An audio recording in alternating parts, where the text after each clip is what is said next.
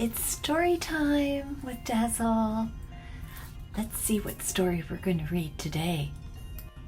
Today's story is Brolly by Leslie L. Bell.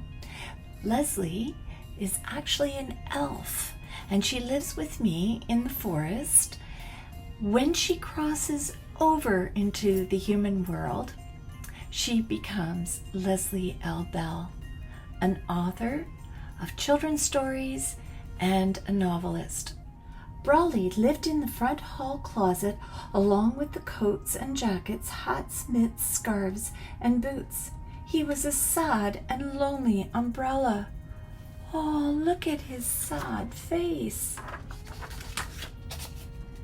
Brolly was very old, very large, and very black. He had a plain, heavy curved wooden handle and solid metal spokes which opened out to support a huge black canopy. Ooh, take a look at this picture, boys and girls. Do you know where this could be? I think with the double-decker bus, it could be somewhere in Europe. Do you know where that is?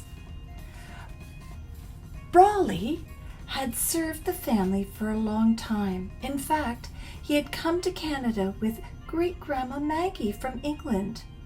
Oh, I guess that's England, where good umbrellas are important because it rains so much of the time.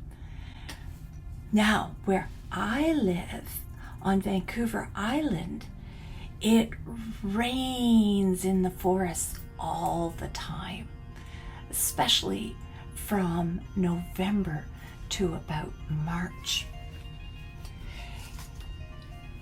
In London, Brolly and Maggie were almost never apart, and Brolly didn't spend much time shut in the wardrobe.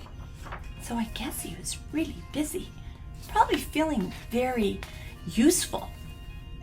Back then, Brolly loved the cold splatter-patter rhythm of a rain shower on his back. He reveled in the steady vibration of a sudden downpour. He sighed happily beneath the tap-tap-tap of light drizzle.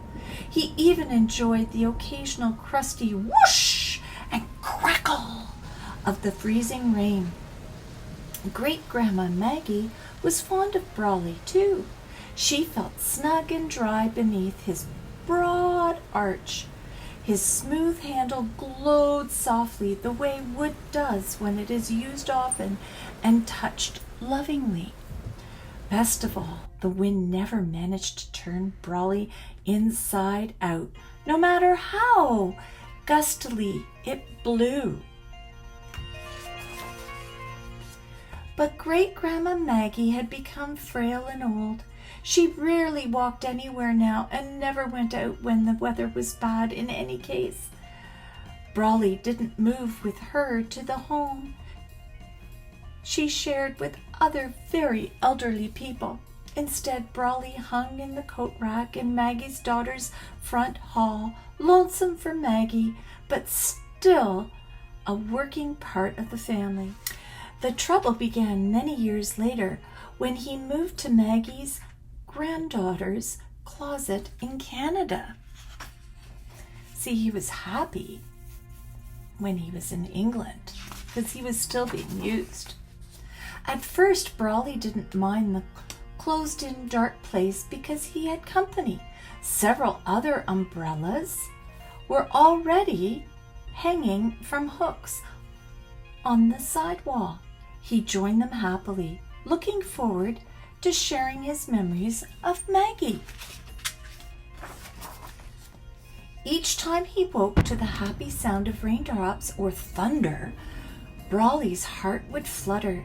He would wait expectantly for the cupboard door to open, hoping someone would grasp his handle and pull him into the fresh air to snap him open at full stretch.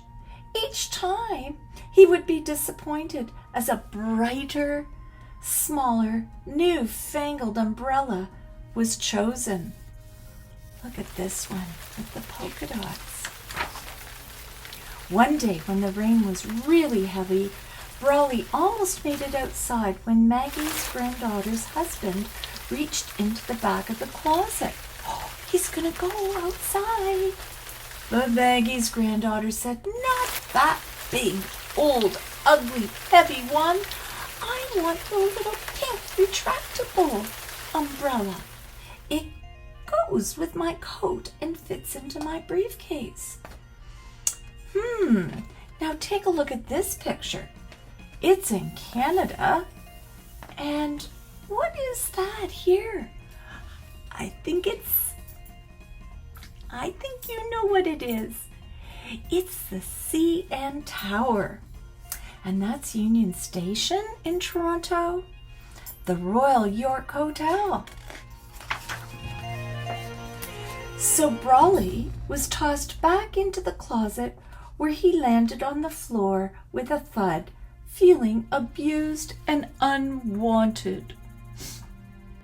Then came the day of the almost hurricane.